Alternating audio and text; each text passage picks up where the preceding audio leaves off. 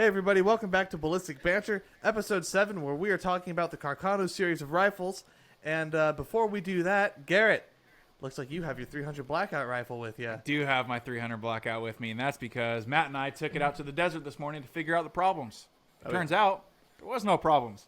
No, I ended up taking this thing into a gunsmith that I know down in Tucson when I was back home, and stuck a bore cam through it to look at my gas system and whatnot, but that gas block, man, perfectly aligned. So that's not the problem. Figured out what the problem was, and it was a bad batch of ammo, Hornady Black, 208 grains. For the 10.3 barrel, or just a short barrel in general, it seems like that powder's probably too slow burning. So obviously it wasn't locking back, it wasn't really cycling well, but we ran some 190 grain subsonics, the Hornadys, those polymer tipped hollow points, whatever they are. Through it, ran flawlessly, opened up that gas port just a tiny bit, probably, 2 clicks? Yeah, it was 2 clicks. Yeah, so opened that sucker up, 2 more clicks, got a little bleed off on the system. Ran flawlessly. Supers and subs, we ran some 150 grain supersonics through it as well, just basic full metal jacket ammo. And even that, very little back pressure, very little gas blowback too. So, no stinging in the eyes. It was nice. It really was. Super, super nice. And even those supersonics, man, they're breaking the sound barrier, but man, it's still with no ears, no ringing, which is not normal for me because I'm about 3/4 deaf at this point in my life. Yeah, he was like, only 3/4? Permanent tinnitus, pretty much. Yeah, only 3/4. He was Let like, me get the 100%. Matt, you don't need your ears for this. And I was like, no, I don't want to be deaf already. Yeah, dude, I'm Tommy. Matt was shooting subsonics with earmuffs on. That's fine. Through a suppressor. Well, I'm going to protect myself. You can't hear what? anyway. You can't tell the difference. Yeah. We all know Matt's the one who wears a fanny pack in this group. It's okay. It's not a fanny pack, dude. It's a man satchel. It's a concealed carry pack, actually. Yeah, it's my concealed carry pack. We just point and laugh at him and remind him that he is somewhat scared for no reason whatsoever. But it's fine. Regardless, supers, subs, there was no gas block. Everything problem. ran fine. Ran great. And, good news for you. An extra video is coming because we got quite a bit of shots. The videos blowing some shit up. Looked great. Yeah, No White Claw penetration test, but that's okay. No White Claw penetration test, but we blew some shit up. What did we take out there, Matt? We took out some Dr. Peppers that were expired. The vanilla ones. Some to make it even worse. Some sea-quenching beer or whatever. I forget. Some tall boy IPAs and stuff like that. Had a spray paint can. No, it was the mead. It was the mead. Oh, can. it was mead. The expired no wonder mead. it smelled like shit out there, yeah, dude. it was awful. Oh my god, Tommy, the smell Garrett, out there. You're being too harsh on mead, though. Hold on. It was expired, but it was expired. That was the problem. Say it lightly. It was disgusting. Yeah. Tommy, Okay. we shot these Dr. Pepper cans right away, right? And the bees came out almost instantly because of all the sugar that was on the ground. So we had to deal with a bunch of bees. The Dr. Pepper itself did not smell good, right? No. And then shooting, what was it, Dogfish IPA or something like that? It and was then the sea sea-quenching thirst, Yeah, whatever. whatever the beer was. Yeah. Shot that and then shot the meat on top of that. Dude, that little range spot that we went to in the desert, Tommy, smelled like what's the way to put it, dude? It smelled like ass, brother. So It what you're telling me is if I ever wanted to go the route of chemical warfare to keep people out of my house. Chemical warfare, dude. Throw some mustard gas at me instead of that smell because that shit was gross. And I really do feel bad for whoever took that spot after us because Oh god. they're gonna be like, dude, what the hell? Why are there so many bees? Why are there so many bees? What's up with this nasty, nasty stench in the air? I think we shot a spray paint can, right? Yeah, we shot a spray paint can too. Yeah. Sucker twisted everywhere. I mean, I shook it first. I mean, it was pretty much full anyway, so there was still some compression. We got plenty of coverage, basically. Yeah. We got plenty of coverage. Yeah, I only had one malfunction the entire time. Yep. That's not bad. And that malfunction wasn't even a gas problem or anything like that. It was just a light primer strike, I think. Mm-hmm. Oh wow. Took it up off the ground once the magazine was done, threw it back in and ran it fine. So yeah, man, she runs flawless, dead quiet. Love it. I'm in love. So I never want to shoot unsuppressed again. So yeah. Little bonus video coming soon. Yeah. It's gonna be nice. Hey, I'm gonna be working on it today, and then I'll put it up terrible tomorrow. terrible smell and chemical warfare, I think, is a great segue into the topic of today's episode. Ironically enough, so the Carcano 1891, and coolly enough, my rifle here actually, it was manufactured at the Torre on Inciata Arsenal, built in 1899. It's very close to that antique rifle category. For those who don't know, certain guns manufactured before 1898 are not classified as firearms and are technically legally transferable without any sort of a background check. So very close, but very cool to have a gun this old. I wish I had videos of it because I actually have shot this before, and for a 6.5 cartridge that is screaming quick out of a gun this short it's very light on the recoil, so surprisingly so. But I think that is due to the fact that it's a much shorter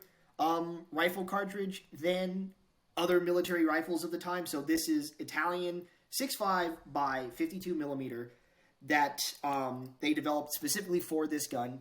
And it's a little bit different than your prototypical 6.5s that we have today. So like Creedmoor, Grendel, things of that nature, specifically because it's just down to that bore diameter. The Italians went with a 2.64 bullet diameter, whereas most of your 6.5s are usually about a 2.67 or a 2.68. So that's caused some problems in the American reload market for people who have these and try to reload using non-standard 6.5. It's not too dangerous for the gun. It's just going to hurt your rifling a little bit sooner, and then you'll start to see a lot of accuracy problems. But in any case, back to the Carcano system itself. So like I said, it's a model 1891, built in 1899. The Italians designed this kind of like in that same time period as things like the Belgian Mauser 1889, the Mosin Nagant, which we covered a couple episodes ago. And actually, for those who have seen it, you remember that I was using this as a rifle of comparison because, both model of 1891 guns, first smokeless powder repeating rifles for their respective countries, and both would have served their countries proudly in the First World War. And a lot of people try to say, well, oh, how do you know your gun was, used in combat? Well, at least for my reading, I almost know for a fact that this, when it was a much longer gun, I'll touch on that in a second, probably saw combat because when Italy went to war in March of 1915, they had about 1.8 million men under arms, but were about 400,000-ish rifles short to equip them. So there was definitely a good chance that this saw combat. Now, whether or not it actually saw battle on the Asanzo or maybe as just, like a guard rifle, don't know, don't care. Still a really cool piece, of history, in my opinion. And now, as you can see, though, my rifle is significantly shorter, but getting into those details, when this gun would have been adopted and manufactured in 1899, it would have had a full-length rifle. So it would have had about a 29-inch barrel, been equipped with I think they were like 16-inch sword-style bayonets.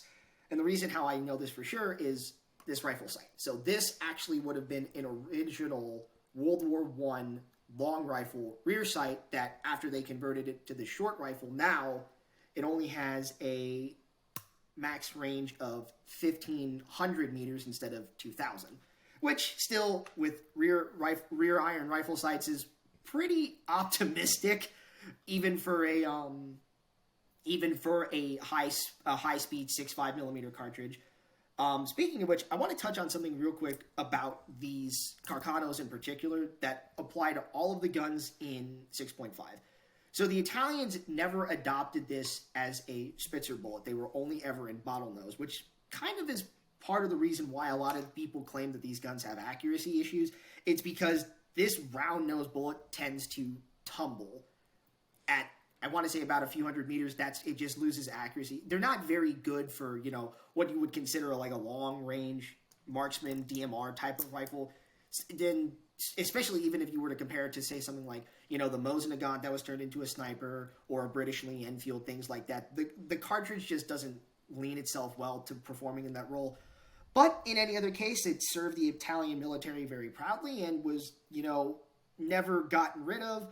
And I think there's a good reason for that. Italy, especially in the 20th century, between World War I and World War II, lack of money was always a problem that plagued the Italian government and the Italian military as a whole. That's kind of why everyone always loves to make fun of them in World War II. It's like, they fought for a couple of years and then, turn to the other side when things got real bad.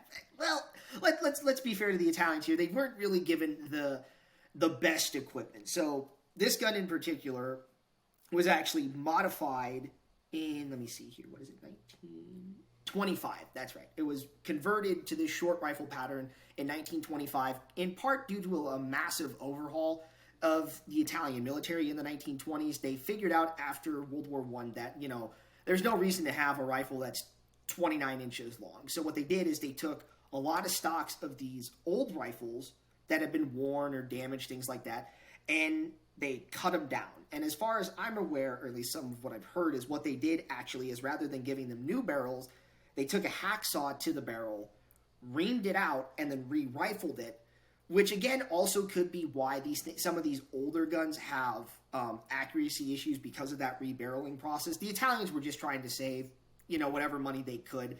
And the hope was that before the next conflict, maybe there would be a new gun. In fact, after all of the long rifles were converted and the TS-24, 29 rifles, among others, had been produced in high quantities, in 1938, the Italians actually finally decide to standardize on a new rifle round. It's a 7.35 by 57, I think, 56, one of those two. The Italians were just trying to catch up with everybody else. Everybody else in the world, say the Greeks at this point, were using 30 cal. Americans with 30-06, Russians 7.62 by 39 or 54R, Germans, British, everyone else was in 30 cal. So the Italians just wanted to be like the rest of the world powers. Unfortunately, World War II starts well before the Italian military is completed with this overhaul. So they actually go back to the 6.5. They cut production of these M38s. I think at like 500,000, maybe more. You can find them in the collector's market, but they're relatively expensive due to their rarity. And they just went back to the 6.5. Well, in that process, the Italians did something that I find very weird. They actually they introduce a new model of Carcano known as the 91/41. And what it basically is it's a 6.5 Carcano, but now it's a little bit longer than the one that I'm holding here. And then they give it they go back to an adjustable rear sight. It almost seems like a step back. I don't know what the Italians were thinking in giving something slightly longer to their soldiers, because I quite like this. I honestly, in terms of rifle length and maneuverability, its cartridge isn't great, but other than that, they're fun guns to handle. They're super light. They're very light on the recoil. They're shorter than like K98s. I think the only bolt action of World War II that's close in size to the Carcano is probably the Moss 36, Matt, which I know you saw a couple days ago when you were over at Chandler Tactical. Yeah. I was like, why is this here? Like that surprise I told you about? Yeah. Oh my gosh. So, for a little context of what happened, I was going into my local gun store to see about some trade-in offers for, I have my 300 Blackout, my revolver, and something else because I don't use them really. And I'm like, oh, I'll just get something else. I can't say what yet because I haven't told Tommy about it. So I'm going to keep it a secret, and he's very upset because I can't tell him. I'm very disappointed. I know. And Garrett knows, because Garrett would give me advice on what to do. Oh, yeah. But so anyway, so while they're appraising my stuff in the back, I was talking to one of the guys at the counter, and he was like, I was like, what is that on the wall over there? That's not, I haven't seen that before. And he pulls this this French rifle off the wall, and I was just like, okay, that's interesting. And I sent a picture to Tommy, and Tommy goes, oh, I know what that is. Go ahead and Yes, that's just like him. Oh. I know what that is. Go ahead and twist off the bottom or whatever. And I was, for a surprise, I was like, a surprise? Is something gonna like fling out and like hit us or something? I'm gonna get in trouble. But I was like, hey, my friend said, twist the bottom for a surprise. So he's like, okay, whatever. And we twisted off the bottom, and it's like a spike bayonet coming out the bottom of the rifle, and you can just put it right on. And I was like, that's pretty cool. So they had a bolt action version of it, and then they also had a semi-automatic version. I forget what it's called. The Mass 49. The Mass 49. That's what it's called. But when Tommy, I don't want to get too sidetracked, but when were those in? I guess either production or distribution, because I saw a number on there. I don't know what it was. It was on the top, right behind the chamber, the action. So the bolt action. It said 1790 something. Okay, so that was probably the manufacturing number. So the Moss 36, which is the bolt action that Matt's talking about here. I'll put a picture up on the one with the rod bayonet, the spike bayonet. That would have been in production about Moss 36 at 1936. The French produced them until about 1940, and then starting producing them again after World War II. And then the MAT 49, as the name implies, was the semi-auto the French had been, searching for since 1910.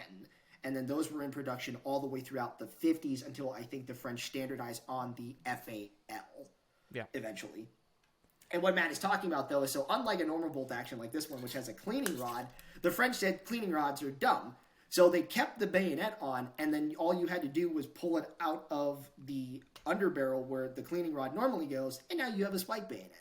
Which actually reminds me, there was something I meant to touch on. There's another type of Carcano carbines that were very popular both before World War I and in the 1920s until they went back to just, a standard fixed bayonet of something akin to like a Chinese SKS underfolder. It's a spike bayonet that you would pull out, rotate up, and then lock on. And they're pretty cool because they almost look like hunting rifles with a spike at the end. Like that version of the Carcano doesn't even look like a military. So it's not your traditional SKS that has like the butter knife looking bayonet that folds up. No, it's folds more like the yeah. that's what the guy at the counter.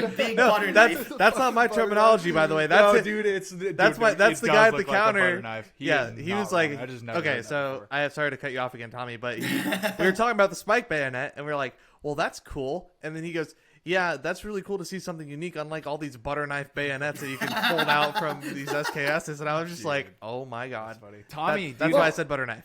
Tommy, I heard a rumor that shooting with your bayonet out makes you more accurate. I will fly back out there and slap you upside the head. I'm not getting sucked into this again. Red LEDs make your computer go faster. You didn't know that?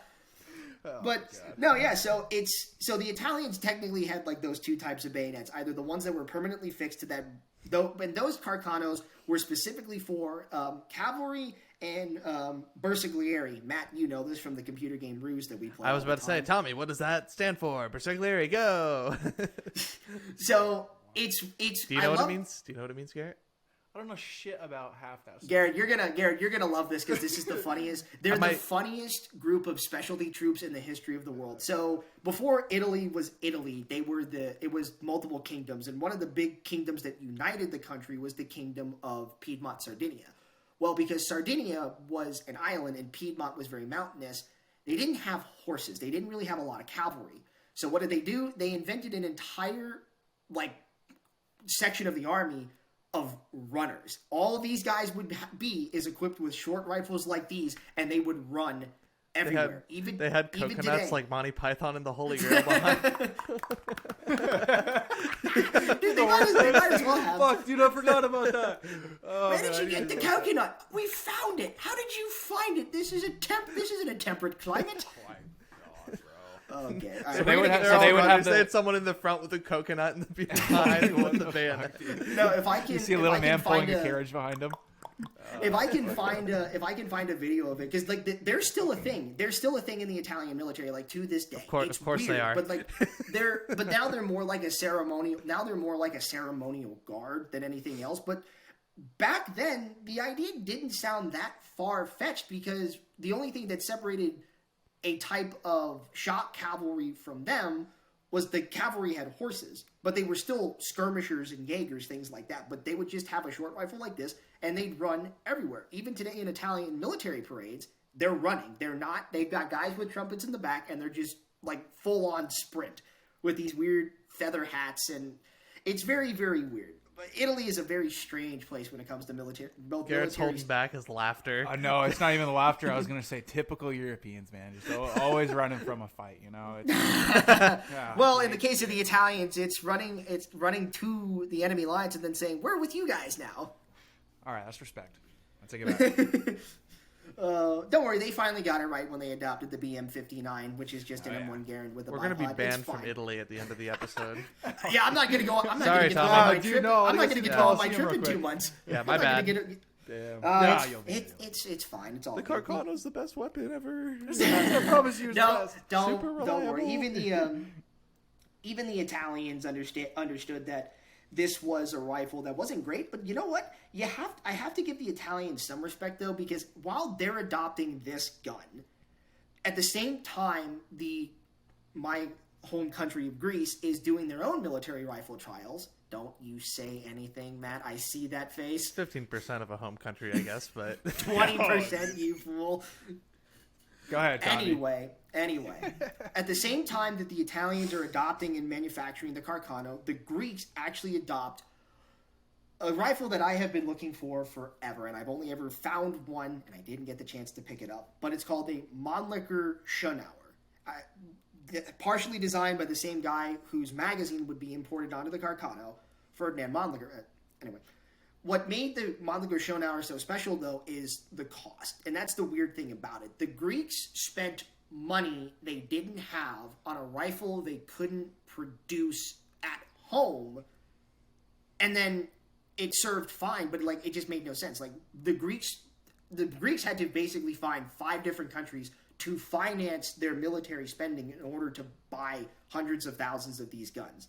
Whereas the Italians adopted what to me amounts to being one of the simplest bolt-action rifles ever developed at this time, but they could produce millions of them at home. There was no... I mean, yeah, making a bolt-action rifle is not easy, but compared to something like a Mannlicher Schönauer, what would become the Gewehr 98, even the Mosin Nagant with some of its weird complexities, this is a very simple and very cost-effective gun, which in part is why the Italians never went away from it. They just never had the money to do so, and they tried, and, well, it fell apart. Although I still think, had they had the M38, it would have been fine. From what I've heard, they're like the best version of the Carcanos you can get. Very, very flat shooting, very accurate, smooth as a bolt throw as you can get with one of these. And they were fine. They just never made enough of them. So you almost want to laugh at the Carcano because it made the Italians, especially, like all the memes about the Italian military from World War II especially. But you have to give the Italians some credit because, again, it's a gun they could make. It was reliable enough. And it's better than a stick or a musket. I mean, imagine... Actually, this brings me to one of the other interesting stories, which I think probably is where this gun came from and got imported to the United States. So one of the big users of the Carcano, and that's actually why there's so many of them floating around in the American collector's market right now, because about 2 years ago... Classic No, firearms. yeah, so about 2 years ago, there was an entire... weapons cache that was found in Ethiopia. Garrett, I'm sure you remember seeing the opening to 13 Hours, where they talked about all of the weapons caches from Gaddafi's military that were found, and then they just thrown into the hands of these private military groups. Well, the same thing was true in Ethiopia.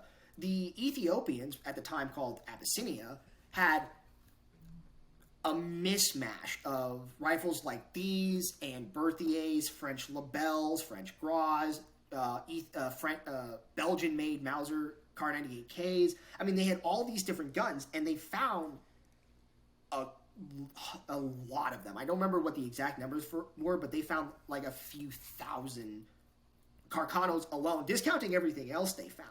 Mm-hmm. And they just flooded the market. I mean, this thing was like $200. Wow. That's good. That's why they're so common. I mean, because you look at something like a K98K from World War II Germany, and that's minimum $850. Now, of course, that's because everybody only wants World War $850? II. For some of the lesser made ones, I mean, you find one with like the SS markings and the proper. That's true. It all depends, right? Like these rifles all cost different things because the markings mean different things, and they were used in different areas by different units. It gets into a whole different part of gun collecting culture, which I find very interesting, which is trying to evaluate the cost of something like these. But going back to this one, like, that's kind of like, as you see especially now because those weapon caches were found and they were imported, you see these things like they're about as common as Chinese SKSs, and they're about the same price. Now, quite honestly, I think I'd still trust my life more to this gun than a Chinese SKS, but that's just a personal opinion. I don't much trust backyard-made steel. Thank you very much. I mean, the Chinese SKS that I saw was going for like $650. I was like, that's insane. That's very high. That's that's very high for a Chinese SKS. It was in really good condition, but I still don't think it was. I don't care how good condition it is, dude. Yeah, a Chinese one? No, thank sir. No, thank Yeah. you. Russian ones are cool. What are the really good ones, Tommy? Romanian? Oh, Yugos. That's the right. Romanian, the Yugoslavian ones. yeah. And so I have shot, and and this is only a sample size of 1-1 for both instances, but I shot a Russian one, not very comfortable. I shot a Yugo one, and now maybe that's just because it's the grenade launcher attachment on the end of it helps mitigate some recoil. I don't know, but that thing just shot like butter. I mean, smooth on the recoil. Maybe that's also maybe that's just down to parts quality control as well, because a lot of the Yugo made stuff is very, very well put together. Same as the Romanian ones. I've never personally shot a Romanian SKS, but I've heard, although the most sought after ones because of their limited production numbers are the East German ones. Those are probably like those are probably the pinnacle of the SKS series, is the ones manufactured by communist East Germany. Huh. I've never seen any of those. I've only ever seen 2, and they weren't even sale. They were in videos. I've never even encountered. They're so rare in the collector's market today. Like, if you find them, it's like you've struck gold. Yeah. How rare was that one rifle that I found, Tommy? The French one that we were talking about. The Mas 36. They're not super rare, but they're. I heard the ammo is really hard to get. Oh, no, yes. Well, that's because 7.5. So this is the thing that is very annoying for anybody who does any sort of collecting with, like, French rifles. So unlike, say, the Russian Mosins or even these Carcanos that were sold to other countries or used and captured by other countries, French guns only stayed at home in France. Like, France, for whatever reason, absolutely hated licensed production or selling off. Like, even when the guns were being moved out of service, they hardly ever would sell them off as surplus. Like, they just held onto them for whatever reasons. If I remember correctly, like, the French F1 and F2 series of rifles are just designated sniper rifles built off Mas 36 bolt action chassis, but they're rechambered in like 308. Wow! But they look like fancy Mas 36s, like what you found, Matt. So it really all just depends. And but again, French rifles are like the weird niche of firearms collecting, because France is just a very weird place. Also, speaking of France, they're going on month number 2 of protest, 12 million strong. What's happening in France? Oh, Macron tried to pass some law upping the age that you had to be to retire, and everybody got all upset. You have to be a certain age to retire. Yeah. I mean, no. So,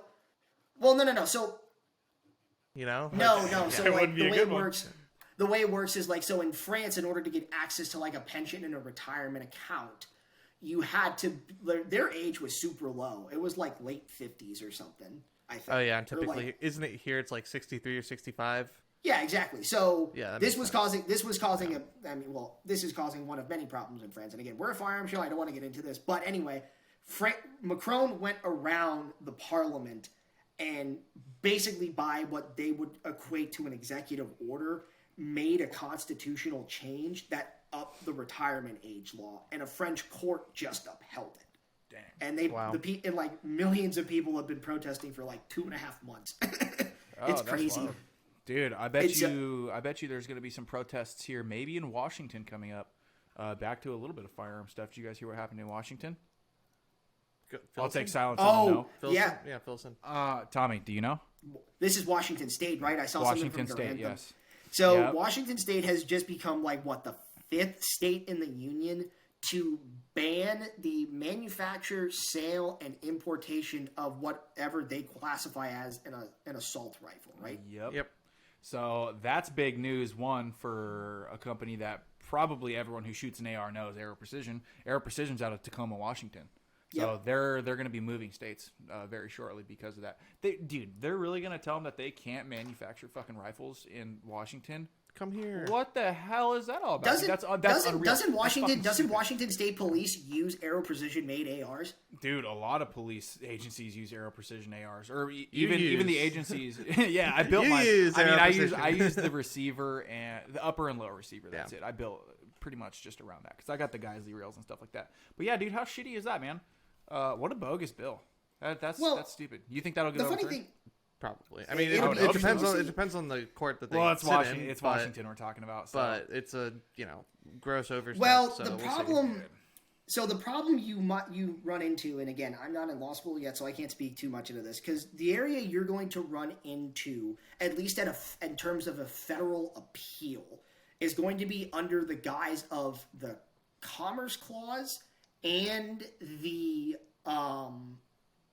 Second Amendment, as well as a couple other minor things, because the idea that Washington State is basically saying that not only can you, Aero Precision, not manufacture guns for sale domestically, you can't sell them outside Washington State either.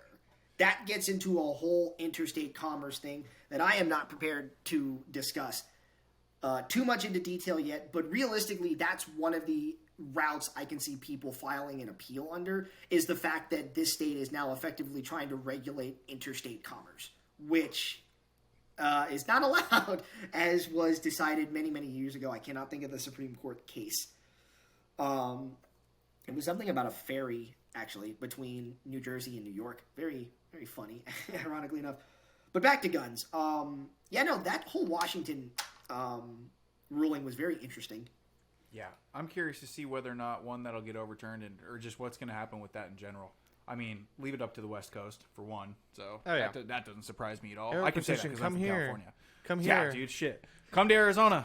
I want to work for you. There's some buildings for lease nearby. And, they would need more than one of those. Oh, yeah. No, I know. Well, also, it's one of those things, too, that I find very odd that in a time in our world right now where, the demand for firearms is kind of on the rise, especially due to more recently Iranian, Russian, and Chinese aggression, you're trying to destroy the domestic production market when the government manufacturers don't exist. Springfield Arsenal has been shut down for a long time. Franklin Arsenal doesn't exist anymore.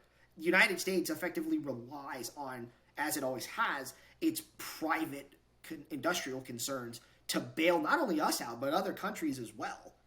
And it just... Look, I understand the politics. I understand you're trying to make a statement, but the way you're going about doing it is not conducive to staving off a worse alternative down the road. Yeah. I wonder how that's going to affect supply issues too, right? Because they're gonna have to move to a different state, and Aero Precision is massive. I'm gonna have to wait longer. Oh yeah, I know. So you are getting an Aero Precision. I didn't say that particularly. No, he's not. Yo, Tommy, when you see it, dude. Matt, I've seen you in... You're going to fall to your knees. Yeah. Okay, doubtful. Second of all, Matt, I've seen you in Vegas. Your poker face is horrible. Yeah, you do. That was my attempt. That was my attempt. I just looked like I rode the bus home. So I mean, Jesus. But I'm not gonna be building another one anytime soon, so I really don't have to worry about that. But dude, that might screw over a lot of people. It absolutely will. If they're a multi-million-dollar company, so Aero's pretty much. In my opinion, Aero's probably the biggest seller of all those parts, receivers and stuff like that. I mean, there's others, but dude, everyone and their mother has some sort of Aero Precision receiver or rifle. So absolutely, and for a good reason. Yeah, and one of the biggest things is support local. Also, like we have Blackout Defense here. We have a lot. Blackout Defense is a couple miles from your house, bro. Yeah, Blackout Defense, POF. Who else do we have here? Chandler Tactical makes their own rifles. Chandler Tactical makes their own rifles too. Support your local gun shops. So it'll be interesting. They have a bunch of partnerships too. But anyway, let's go back to the Carcano here. So Tommy, I have a question for you. Go right ahead. You said that your rifle used to be a long rifle. They shortened it, rebarreled it, repurposed. Would you would you not consider that to be a Bubba rifle? Oh, here we go. See, no. Here we go. And the reason why is twofold. Because one, it was done as part of a government and military-style conversion program. So, unlike when Bubba or Ali Bubba gets their hands on a gun like this and does whatever they want to it, they were following a specific parts plan. They were using actual, lathes and jigs and everything in between to actually do it right. Just because the quality of it is not good and they cut some corners in order to, make it cheap to do, just because they did those things in order to make it financially feasible doesn't mean the gun is bubba'd. Bubbaing a gun is when you take a, say for example... Take your fucking Dremel tool to it and just cut that barrel. No, exactly. Or worse, you take like a Mauser or a Mannlicher Schonauer, as I was talking about earlier, because these are very common, turning it into like a sporting hunting rifle, like with a very nice inlet stock, model hunting trigger, updated sights, things like that. And of course, to me, there is a little bit of difference between sporterization and bubbaing, because sporterized guns normally are very well done. I still hate it because you're destroying a historical artifact, but this was converted and then used again by probably a couple different military or paramilitary groups until it was brought to the States. I would feel very confident in saying that. Whereas when Bubba does it, it's because he took a hacksaw, a Dremel, and maybe a blowtorch to his gun, or a soldering iron. Oh my god! In order to make it functional. So no, I wouldn't consider it bubbaing, because also at the end of the day, this still looks like a rifle. It still looks like a standard military long arm. This doesn't look like it was done okay, hold on. But the New England Westinghouse also still looked like a rifle. Oh, and it still looked like yeah. Yeah. Yes. The fuck you do? What do you mean? No, it was missing a. It certainly didn't look like a 6-inch piece of wood. It's the same rifle. I'm sorry. That's right. 6 inches isn't a lot to you, isn't that right? It's average. It's average. Okay, 6 inches is average. 6 inches. That's a lot. At least that's what they tell me. Well, I appreciate that. Dude. That just made me feel better, bro. Well, it doesn't look like a pistol. It doesn't look like a shotgun. It must be a rifle, right? So gotta be something. Just by that logic, right? That's what I'm saying. I will say this though. In Garrett's defense, it's highly likely what happened is the front end of that forestock, and this is very common because for whatever reason, the front end of Mosins always were a little bit weaker. I don't know if it was the grain of the wood or whatever. That's a little bit different as well, because I bet you that was just damage and they were trying to make the best of a bad situation. So I wouldn't even quantify Garrett's as Bubba either. It looks weird because I know what the gun should look like. That's an official retractment from the 3rd episode. Fuck, dude, get that on paper. We got it on video. I want that on paper. We have it on video. I want that on paper Formal with a apology. Signature from You ain't Tommy. getting nothing. You're not getting nothing, boy. Oh, yeah. That makes me feel better. So, we just retracted that statement. You're welcome. No, because like now, the more I think about it, like it does. Like the other thing is too, whoever did it actually did a really good job, like putting a proper end cap on it and making sure that barrel band was properly fitted. So like I can't give it too much crap because it does look good. And again, like it's like, because that's the other thing too. Like you could not just take a standard Mosin 9130 stock and drop that Westinghouse into it. It's gonna be a little bit the size and fittings are gonna be a little bit off, and I think the original 91 rifles, like what Garrett has, were a little bit longer than 9130s. Yeah. So again, not fully bubbaed. Garrett's gun was probably just broken, and they were doing their best to fix it. Yeah. And then this gun especially, I would not consider it bubbaed. I have seen bubbaed Carcanos. They're hilarious when they do them. Actually, speaking of bubbaed Carcanos, I think if you want to call something almost cursed, there actually are out there in the collector's market what essentially is a German last-ditch Carcano. But what it is it's a gun very similar to this one in terms of like length.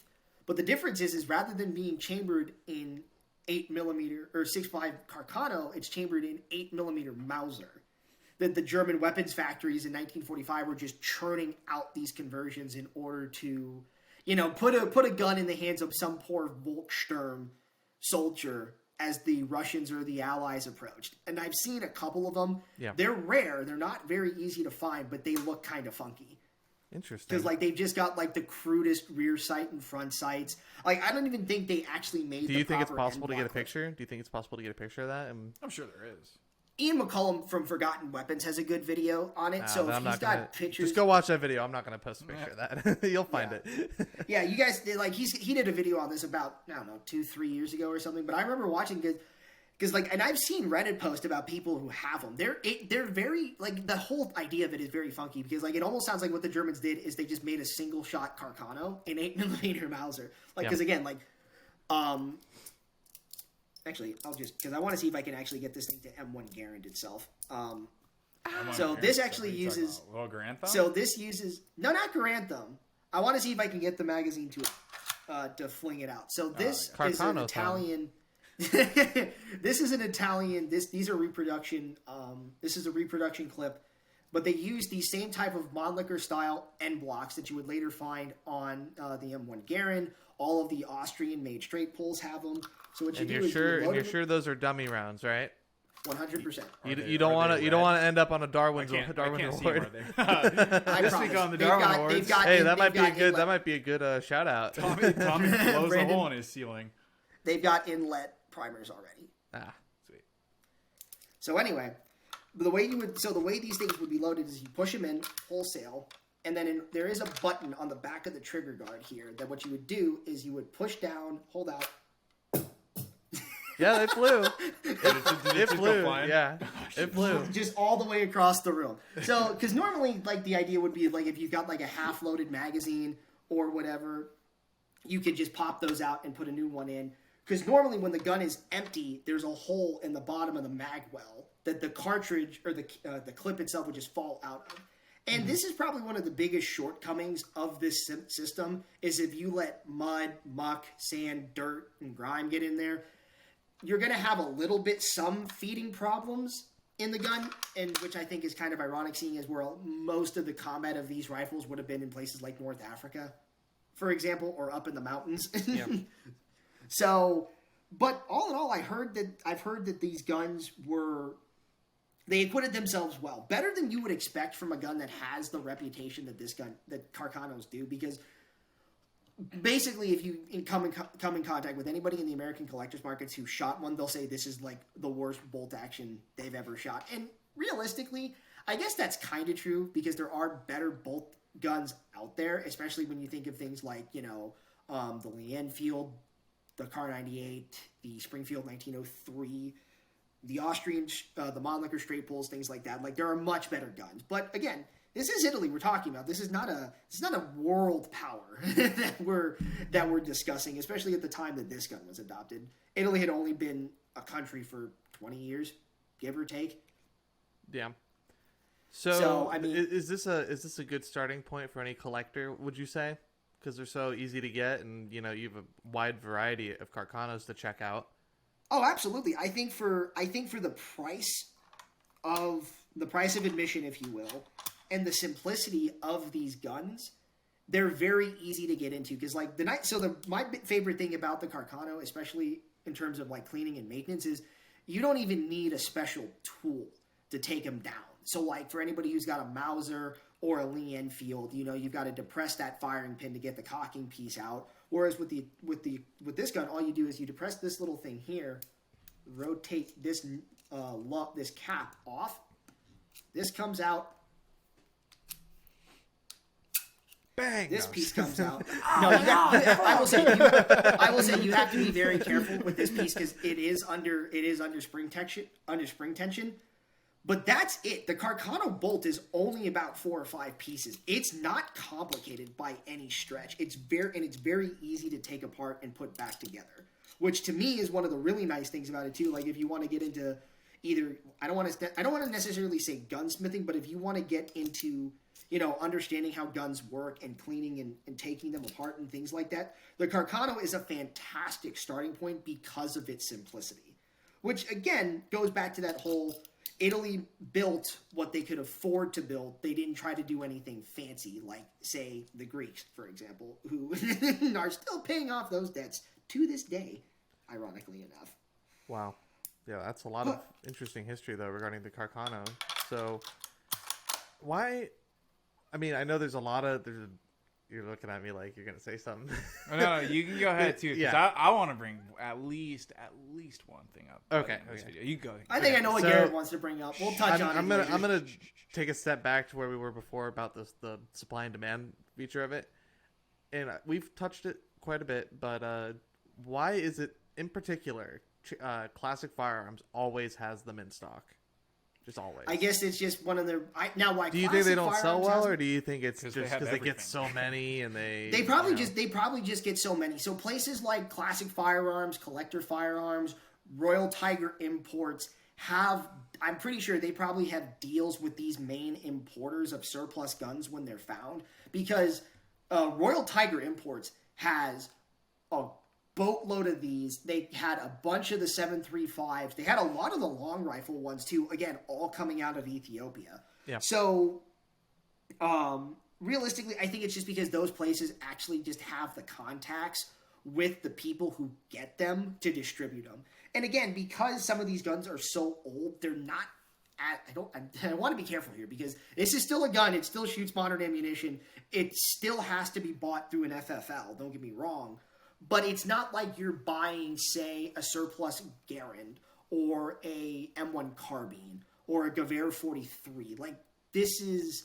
It's like it's in such a low tier of demand almost. Because a lot of people have these. They just don't like them. But they have them because they want to say they have one. And that's part into what I think Garrett wants to talk about. I think I know where you're going with this. Because there is one elephant in the room that we need to address about the Italian Carcano. It's a very famous. That happened. I think everyone knows. What was it, 1963? Something like that? 1967. 67? Okay, 67, I was a couple years off. You ever heard the song Dallas 1 p.m.? Have you? I'm being dead serious. No, I have not. It's a great song. It's by a band named Saxon, old metal band, kind of like Judas Priest. Tommy, tell us what the Carcano's known for. Are we allowed to talk about that? Yeah. I think we're allowed to talk about it. I don't know how deep into the weeds we can. No, we don't need to go into any conspiracy things, but I mean, the Carcano's known for this. I mean, we're all jokes here, right, guys? Brandon Herrera literally did a video on it. We can He did. At least multiple people have done. Well, videos no, on this. Most people know why this weapon is so yes, famous. and for those who are,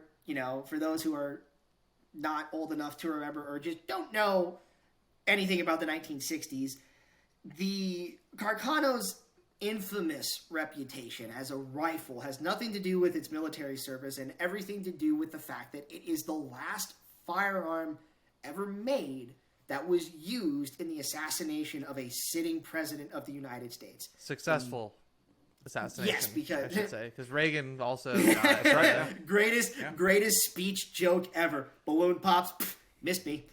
Yeah, missed me. But go ahead, Tommy. Fill us in for the rest. And actually, the Carcano actually is part of the reason why certain rules were changed around firearms, firearm sales, FFLs, and things like that. Because if I remember correctly, Lee Harvey Oswald bought a variation of the Carcano. I believe it was an M38 and 7.35 from some sporting catalog and had it shipped to his house. I'm almost positive this is what happened. Oswald, for whatever reason, I don't want to get into the weeds on why it happened. Oswald decided he was going to shoot John F. Kennedy in 1960 whatever in Dallas, Texas. He went out and he found a gun. He found the Carcano as he felt that it was the cheapest and most effective one, the most effective rifle he could get his hands on. And wasn't he already a pretty good shot too? He was a Marine, if I'm not mistaken. He was. Yeah. So he had the military background to effectively use a gun like this. And if it was an M38 like I'm imagining it was a much newer gun. It probably hadn't been used all that often because the Italians during World War II didn't want to intermix the 6.5 and the 7.35 ammunition in their supply lines. So he goes out, buys this gun, buys the ammo for it, puts a scope on it. Kennedy is driving through the open streets of Dallas in an open-top motorcade, and we all know what happens next. Or if you're Family Guy, Harvey Oswald was trying to save the president. Oh, no. You know what I'm talking about, right? Yeah, Well, I've seen that. Wasn't there I forget whose video this was. It might have been Wendy Yoon's video covering what happened or what allegedly happened with JFK, but I'm pretty sure one of the agencies they were responsible for. It might have been the Secret Service. They were responsible for boarding up the windows along the street, but there were so many windows they were just that like they couldn't do it. You can do cover all the windows in downtown Dallas. Whatever, Yeah, we're right. fine. No, yeah, like so that was basically their thought process. Like we can't feasibly manage all this, so we won't change the route or anything. But yeah, so that was an interesting detail. Hindsight's And I'm going to 20/20, be very careful in explaining this next bit. But I do want to dispel a quick myth here right now, because so one of the reasons why people try to make the argument that it couldn't have been this gun, it couldn't have been the Carcano that was responsible for JFK's assassination, is they say that also I'll talk about this in a minute because I find this feature very weird. They say that the Carcano was such a bad rifle with such a bad bolt throw that you realistically could not, cycle it that fast. Well, I mean, you can work that bolt very quickly, and if you have training like Oswald did, it realistically wouldn't be that hard to work the action, bolt home, and reacquire your target in very rapid succession. Yeah. I do want to just say that right now, that the idea that it couldn't have been this gun for that reason alone, to me, is a little bit, it's selling it short a little bit, because again, the bolt on this gun is very it's very gritty, and I'll flash a picture of this because it has everything to do with the location of the fixed ejector. But it's not a slow rifle to work the action of. I've picked up and tried to use the action of modern day built Savage Arms hunting rifles that have a worse bolt throw than this. Yeah, I mean, Savage Arms in general. No, time out. First of all, Savage does make some pretty good precision rifles. They're okay. Never held the They're Savage rifle. they're no like accuracy internationals or anything like that. Because one, that's like a $7,000 rifle. I do have a Savage, I guess shotgun. Yeah. It's a Stevens 5.55. Yeah. Oh yeah, that's right. Yeah. It's, I mean, your 20 gauge. Right? It's really good. I mean, but it's hard to mess up an over under. So. The history of Savage is what I would love to cover, because they tried to compete with a 1911 and failed. Did they really? Savage tried to make a 1911. Dude, there's so many companies that not a make 1911. Not a 1911. So Savage has been around since the late 1800s. Well, in the early 1900s, when the U.S. was trying to develop an autoloading pistol, Savage put forward what would eventually become their model of 1907 to compete in the U.S. military pistol trials. This is the same trials that saw comers like the Luger, which would eventually be chambered in .45, the Mauser C96 and 7.63. A couple of the Bergman pistols came over as well, and then of course, as we know, it would eventually culminate in the adoption of the 1911. But Savage's earliest claim to fame was they were a pistol manufacturer, and they tried hard, did not succeed because the system was terrible. Even though the French adopted a lot of them in .32 auto during World War I. Trying to compete with Colt during those pistol trials, but once the U.S. demanded a .45 caliber pistol, Savage was effectively out of the running because the system would not function reliably. That's crazy. That is, yeah, I didn't know that either. That's one side note. I did get to handle the Springfield Prodigy, the double stack 1911, which is the quote unquote the 2011 or whatever. Dude. They are pretty nice. Chandler Tactical. Yep. They got it all. And before I forget, I do want to put forward my biggest gripe about the Carcano real quick, and that's the safety on this thing. So, Salvatore Carcano, the half of the designer of this gun, had designed an earlier rifle for the Italian military. It was a conversion system to for a needle fire rifle to Italian breech loading Italian muzzle loaders in like the 1860s. Well, he actually modified that bolt to this system when they were developing it in the late 1880s. And one of the things he retained was his weird safety. And I know this is going to be kind of hard to watch on camera, but as you can see, the gun is actually decocked. The trigger won't work. So what you can actually do is push this little tab forward, pull it back, push forward again, and now the action is in battery. And you can also then do. Can you get a top-down picture, like a from the back picture of the too? That we can I'll do my best. Yeah. So basically, when the gun is in safe, this little tab here is in the up position. But the weird thing is I can pull the trigger and the bolt will still drop. This flag is still up, and then I can pull it back. But it's not really a safety. It's more of like a manual decocker, if you will. And I don't know. I think it's just one of the weird of everything about this gun and this gun's history. To me, that is the weirdest thing about it, is the fact that it doesn't actually have a safety system. It's more or less an unsafe way to let a firing pin drop on a cartridge, which is just weird to me. But again, I think that just is a reality of how old the gun is, because no military would ever, especially by 1900, would ever trust a system like that. Everybody likes their manual flag safeties, something that actually disconnects the trigger from the sear. Yeah. I was going to ask you, kind of like as a closing comment on, I guess, the weirdest feature or something like that for your Carcano. Like, what do people not really know about?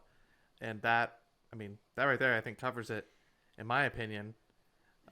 Well, because everything else on this is exactly what you would expect to find in a bolt-action rifle of this period. Yep. Optimistic. When this gun was adopted, 2,000 meter, now 1,500 meter rear sight. It's got its 250 meter flip forward battle sight, clearing rod, bayonets, things of that nature. It's just like any other bolt action of the period, except that safety system. That to me is the weirdest little thing about it. But other than that, as much as you want to hate the Carcano, I have a fascination with it. I love World War I history, especially with a lot of these guns. And for those who aren't aware of World War I history like I am, the Italians and the Austro-Hungarians fought the same battle 12 times for the same spot of land in the Alps over a 3-year period. It's called the Battle of the Isonzo River, which culminates in the defeat of the Italians at Cabretto, which effectively is just the 12th Battle of the Isonzo. They fought 12 battles over the same span of river over 3 years. Back and forth. The Italians should be known for their weird skirmishes and battles and stuff, because they fought over the bucket, they fought over the rivers. You ever want to deep dive into military incompetence? Go look up Luigi Cadorna. He will make even the worst American generals look brilliant by comparison. He quite literally said that the Italian soldier were not trying hard enough to break machine gun nest. The fact that they were being shot at by 800 rounds a minute had nothing to do with the fact, no, soldier, if you just have sheer will and determination, you can break that enemy's line. Artillery and machine guns mean nothing. What are you talking about? Only 800 rounds a minute, Tommy? Dude, that's nothing, bro. Come on. They just weren't trying hard enough. Well, yeah, they just weren't trying hard enough. But, yeah, so, I don't know, man.